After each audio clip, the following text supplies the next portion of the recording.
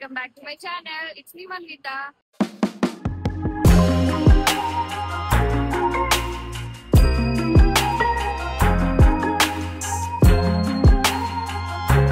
ఈ రోజు ఏకాదశి కాబట్టి నేను ఇస్కాన్కి వచ్చాను. ఇస్కాన్ అని చెప్పి వేరే టెంపుల్ చూపిస్తుంది అనుకుంటున్నారా?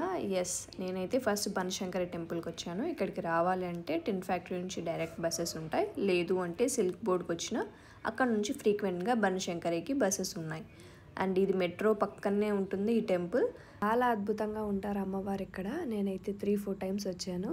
అప్పుడప్పుడు నా మనసు కూడా పీక్తా ఉంటుంది బనశంకరికి వెళ్ళి అమ్మని చూడాలని. సో నాకు ఎప్పుడు అనిపించినా నేను వెళ్ళి చూసేసి వస్తాను అమ్మవారిని. అంత బాగుంటారు. అండ్ దెన్ పక్కనే శివయ్య కూడా ఉంటారు, అలానే దర్శనం చేసుకున్నాను. అండ్ దెన్ లెఫ్ట్ సైడ్ వచ్చేసి వినాయక స్వామి ఉంటారు. సో నేను క్యాప్చర్ చేయలేదు, బాగా మొక్కున్నాను. దర్శనం అయితే చాలా బాగా జరిగింది. అమావాస్య రోజు అండ్ దెన్ ఫ్రైడే రోజు మటుకు ఫుల్ రష్లో ఉంటారు. నేను వెళ్ళింది ఏకాదశి రోజు, ఆయన కూడా ఫుల్ రష్లో ఉన్నారు. అండ్ ఇక్కడ ఈ రాయి గురించి చాలామందికి తెలియదు. మనం ఏదన్నా మనసులో కోరుకొని అలాగ చేతులు ఆ రాయి మీద పెడితే అది తొందరగా నెరవేరుతుందంటే మూవ్ అవుతుంది, కొంచెం లేట్గా నెరవేరుతుందంటే కొంచెం లేట్గా మూవ్ అవుతుంది అని ఇక్కడ అందరు నమ్ముతారు. నేను కూడా ట్రై చేశాను, it worked out for me. And ఈ గుడి నుంచి లెఫ్ట్ సైడ్కి వచ్చిన తర్వాత మీకు బావి దగ్గర కనిపిస్తుంది ఆ రాయి, ట్రై చేయండి. అలాగే ఇంకా 2 దేవమూర్తులు ఉన్నారు. దర్శనం చేసుకొని మేము మళ్ళీ మెట్రో పట్టుకొని ఇప్పుడు మేము ఇస్కాన్కి వెళ్తున్నాము. ఇది వచ్చి గ్రీన్ మెట్రో లైన్. ఈ ట్రైన్ని నడిపింది అయితే ఒక అమ్మాయి and I'm so proud of her. మనమైతే ఇప్పుడు బనశంకరి నుంచి మహాలక్ష్మి లేఅవుట్కి వెళ్ళాలి. 12 స్టాప్స్ ఉన్నాయి. 12th స్టాప్ వచ్చి మహాలక్ష్మి లేఅవుట్. ఇక్కడ నుంచి మనం ఇస్కాన్ ఎగ్జిట్ పాయింట్ సైడ్కి వచ్చామంటే అక్కడ ఆటోస్ కూడా ఉంటాయి. And then walkable distance, just 10 minutes straight walk, ఈజీగా వచ్చేయచ్చు మనం. జనాలు అయితే ఫుల్గా ఉన్నారు ఆ రోజు. అండ్ దెన్ ఎంట్రీ కూడా ఇంకో సైడ్ నుంచి పెట్టారు. అండ్ ఎలాగో అలాగా లోపలికి ఎంట్రీ అయితే ఇచ్చేసాను.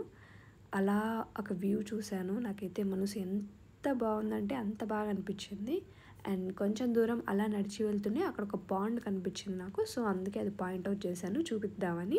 అండ్ ఇంకొంచెం ముందుకెళ్తే మనం ఇప్పుడు టెంపుల్లోకి ఎంట్రీ ఇస్తాము. ఎంట్రీ ఇచ్చిన తర్వాత ఫస్ట్ హనుమంతుడు కనిపిస్తాడు. హనుమంతుడికి ఎదురుగా ప్రహ్లాద నరసింహస్వామి ఉంటారు. అండ్ అక్కడ వన్ మోర్ థింగ్ ఏంటి అంటే 108 స్టెప్స్ ఉంటాయి. బట్ అక్కడ కన్స్ట్రక్షన్ ఉందని చెప్పి ఆపేశారు, ఎవరిని పోనీలేదు. అండ్ దెన్ ఇంకొక రైట్ వే తీసుకున్నామంటే అక్కడ గోవిందుడు ఉంటాడు, బట్ అక్కడ వీడియో తీయలేకపోయాను.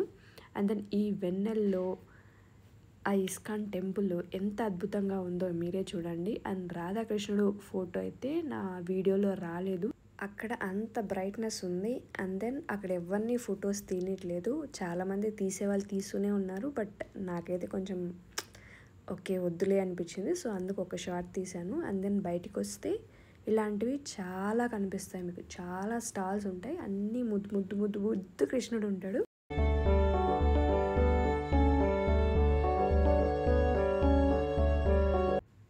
ఇక్కడ తినేవి కూడా చాలా ఉంటాయి, చాలా రకరకాలు ఉంటాయి స్వీట్స్ అన్ని. నేనైతే చంద్రకళని ట్రై చేశాను. ఫస్ట్ టైం ఇస్కాన్ వెళ్ళినప్పుడు అయితే ఏంటి ఇవి కూడా ఉంటాయా ఇక్కడ అని అనిపించింది.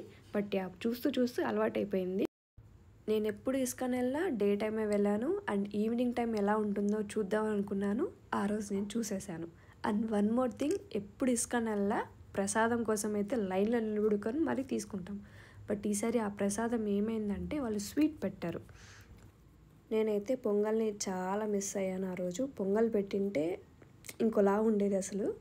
అండ్ తినేసి కిందికి వచ్చేసి కొంచెం టైం స్పెండ్ చేసి కొంచెం ఆ వైబ్ని గ్రాస్ప్ చేసుకొని మళ్ళీ నేను రిటర్న్ సేమ్ మహాలక్ష్మికి వచ్చి అక్కడ నుంచి మెట్రో తీసుకొని నా ప్లేస్కి నేను రీచ్ అయిపోయాను. And don't forget to subscribe my channel.